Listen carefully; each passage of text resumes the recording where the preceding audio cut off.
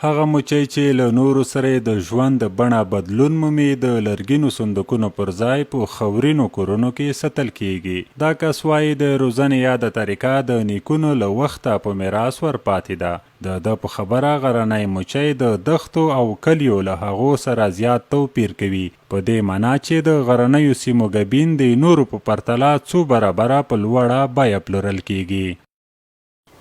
یه بزرگ که قیمت یه 300 200 400 500 روپۍ پر ای بزرگ که گبینون چې خرڅیږي داسې پرې خرڅوي.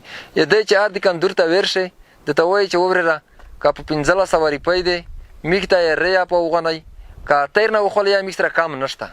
او خو ډېر پیدا کېږي نه، خصوصا ډېر بالکل چې هر دکان دور نه پوښتنه کوي. دای وایي یا د مچۍ له غرنیو سیمو پرته بل ځای کې ژوند نشي کولی. اړتیا ده چې همدلته ورته سیمنټي کورونه جوړ شي، خو دا لګښت یې بیا له وسه نه دی پوره. مقصد میږ ته بودیجه ورسېږي، میږ مقصد چې په سیمټ ورته په کوربار ورته په شروع کړي، ځي ورته په سیخ کړي. یا میږ غوښتنه دغه ده چې مهرباني سره وکړي دا کور په مخ لوړ شي، ډېر شي، پیدا دا ولري چې مقصد وړه خو ماته دولته خورزایر ته کمک وشي ورته ورسېږي. دغه شی ډېر پوښای دی میږ چې کوم وخت کې کتلی شوی دی د هر مرضۍ چې د څه نه مرضي ده کینسل شکر یې دغه مرضي. تر دا مهاله په یاد ولایت کې د ګبینو پروسس او بسته‌بندۍ کوم منظم سیستم شتون نه لري. ټول حاصلات په بېنومه توګه بازار ته وړاندې کیږي. بلخوا چارواکي بیا وایي په روان کال کې ځینې پروژې هم لري چې د مچیو روزنې او د حاصلاتو په ډیروالي کې به همکاري وکړي.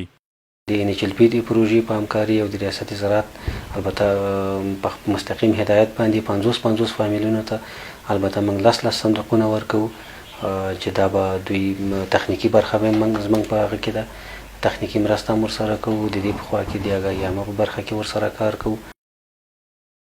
که تاسې هم د غرنیو مچیو ترلاسه شوي ګبین وخورئ، خورا توپیرونه پکې لیدل کیږي. ځنګلیز بوټي او پر منرالونو غني شوي اوبه ښایي هغه څه وي چې دا ګبین له نورو سره په توپیر کې اچوي او بیه یې هم څو برابره لوړوالی مومي. بلخوا د قیمت ګل په څیر د غرنیو مچیو دا روزونکی لسنیوي ته اړتیا لري. که همکاري پر وخت ورسره وشي، له یو خوا به د کرونا ناروغي په کورونو پاتې شي، بل خوا به د اصیلو مچیو دا نسل چې دا مهال په خاورینو صندوقونو کې نوي بچي راوړي لا ډېرښت ومومي. د معلوماتو له مخې په یاد ولایت کې هر کال تر 3000 کیلوګرامو پورې ګبین تولیدیږي.